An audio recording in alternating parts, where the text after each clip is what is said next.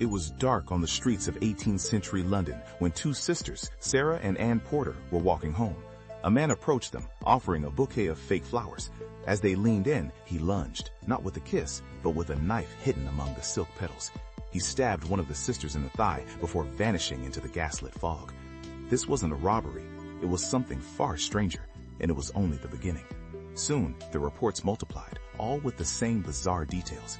A well-dressed gentleman would approach a woman, insult her, and then stab her in the buttocks or thigh before escaping.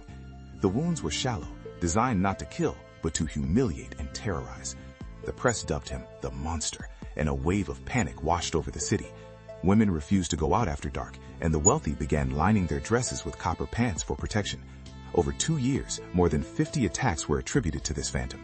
His methods were always the same, but his description was frustratingly vague. He was tall, he was short, he was well-dressed, he was shabby. The only consistent detail was the weapon, a sharp object, sometimes described as a pin or dart fixed to his knee, or a knife hidden in a bouquet. The monster was a ghost, a shapeshifter who haunted London's prosperous new suburbs. This leads to the first major theory. Was this the work of a single deranged individual? The attacks were highly ritualistic, suggesting a single perpetrator with a specific psychological compulsion. This was the view of the authorities and the public. They were hunting one man. Wealthy philanthropists and businessmen, led by John Julius Angerstein, put up a massive bounty of £100, a fortune at the time, for any information leading to the monster's capture. The bounty turned London into a city of vigilantes. Men formed armed patrols, calling themselves the No Monster Club. Any man who looked suspicious, or who was simply in the wrong place at the wrong time, risked being accosted by these groups. The fear of the monster was now compounded by the fear of being mistaken for him. The city was eating itself alive with paranoia, while the real attacker, if he existed, continued his work undeterred. But here's where the investigation takes a sharp turn. A young woman named Ann Porter, one of the first victims, claimed she recognized her attacker. His name was Reinwick Williams, a 23-year-old artificial flower maker. The details seemed perfect. Who else but a flower maker would use a poisoned bouquet? Williams was arrested, and the city breathed a collective sigh of relief. They believed they had their man. The evidence, however, was dangerously thin. The case against Williams rested almost entirely on Ann Porter's identification. No physical evidence connected him to any of the crimes. Williams had a solid alibi. His co-workers testified he was at the workshop during several of the attacks. But public opinion was a tidal wave. The press portrayed him as a monster, and the jury was under immense pressure to deliver a guilty verdict and end the city's nightmare. Justice was secondary to catharsis. But here is a detail most accounts ignore. The law at the time had no specific felony for this type of assault. The prosecution had to get creative. They charged Williams under the Waltham Black Act, a law designed to stop poachers who disguise their faces. The act of tearing clothing during the stabbings was argued to be destroying property, a far more serious crime than the assault itself. Williams was being tried not as an attacker, but as a vandal. Despite his alibi, Williams was found guilty. He was sentenced to 6 years in prison, a harsh sentence for the time. The city celebrated. Newspapers declared the monster was caged, and London could finally feel safe again. John Julius Angerstein and the other philanthropists paid the bounty to Ann Porter. The case was closed, the panic was over, and the story should have ended there. But it didn't, because weeks after Williams was locked away, the attacks started again. This is the fact that resets the entire mystery. With Williams in prison, who was committing these new assaults? They were identical to the previous ones, down to the verbal insults and the specific nature of the wounds. This gave rise to the second major theory. Williams was an innocent man, a convenient scapegoat sacrificed to appease a terrified public. The real monster was still out there, now emboldened, knowing the police believed the case was already solved. The authorities were faced with a dilemma.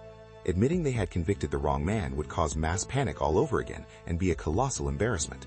So they quietly dismissed the new attacks as the work of copycats, imitators inspired by the sensational press coverage of Williams's trial. But the consistency and number of new attacks made this seem unlikely. It appeared as though the monster had never been caught at all. This has led modern historians to a third, more unsettling theory: mass hysteria. Perhaps there never was a single London monster. In an era of rapid urban growth and social anxiety, the press may have conflated dozens of unrelated minor assaults into the work of a single sensational bogeyman. The story of a phantom attacker was more compelling than the mundane reality of street crime, and the city collectively created the monster it feared. Under this theory, Reinwick Williams wasn't just a scapegoat for one man's crimes, he was a scapegoat for the anxieties of an entire city. His trial was a public ritual designed to purge a collective fear. The copycat attacks were simply the continuation of the normal pattern of urban crime that had been happening all along, no longer filtered through the lens of a single narrative. The monster wasn't a man, it was an idea. But the hysteria theory has a flaw. The very specific nature of the attacks, the insults, the targeting of women's buttocks, the use of a sharp blade, is too consistent to be a random collection of unrelated crimes. This consistency points back to a single offender or a small coordinated group. So we are left with a series of contradictions, a guilty man in jail while attacks continue, and a mass panic that seems too specific to be random. The story of the London Monster became a template for future media sensations. He was the precursor to Spring-Heeled Jack and most famously Jack the Ripper a century later. The case established a playbook for how the press, the public, and the police react to a serial attacker. It demonstrated the media's power to create a celebrity out of a criminal and a legend out of a crime spree. The monster's greatest legacy was the terror he inspired. Reinwyck Williams served his sentence and was released in 1796. He vanished from the historical record, likely changing his name to escape the infamy that had been forced upon him. He lived the rest of his life as a ghost, a man whose identity was stolen by a public narrative. Whether he was a monster or a victim, his life was irrevocably destroyed by the case. He remains a tragic footnote in one of London's most bizarre chapters. So, what can we conclude? The evidence for Williams's guilt is flimsy at best, relying on a single contested eyewitness account. The evidence for his innocence, the solid alibi, and the continuation of the attacks is compelling. The most likely scenario is that a single attacker did exist, but that Reinwyck Williams was not that man. He was simply the wrong person in the wrong place at the peak of a city's panic. But if Williams was innocent, who was the real monster? That question has never been answered. No other serious suspect was ever identified. The attacks eventually faded away, ending as mysteriously as they began. The attacker, whoever he was, simply stopped and melted back into the population of London, perhaps living out a normal life, his dark secret known only to him. He is a phantom who left scars on a city but never gave up his name. This is the detail that truly haunts historians. The legal system, under pressure from the public and the press, failed. An innocent man was likely imprisoned, and a guilty man walked free. The London Monster case is a chilling example of how a moral panic can overwhelm due process. The desire for a simple solution and a single villain can become so strong that it creates its own reality, with tragic consequences for those caught in the narrative. The victims of the monster were real, their trauma and injuries were documented, but their individual stories were subsumed by the legend. They became props in a larger drama about social order and urban fear. The case highlights how victims' experiences can be secondary to the public's fascination with the perpetrator. The women who were attacked deserved justice, but what they got was a circus, a show trial that likely punished the wrong person entirely. Let's revisit the weapon. The idea of a blade on the knee or in a bouquet sounds theatrical. Some historians have argued these descriptions were embellished. A simpler explanation is that a common criminal was using a simple fleam, a small blade used for bloodletting, and the more elaborate details were invented by the press.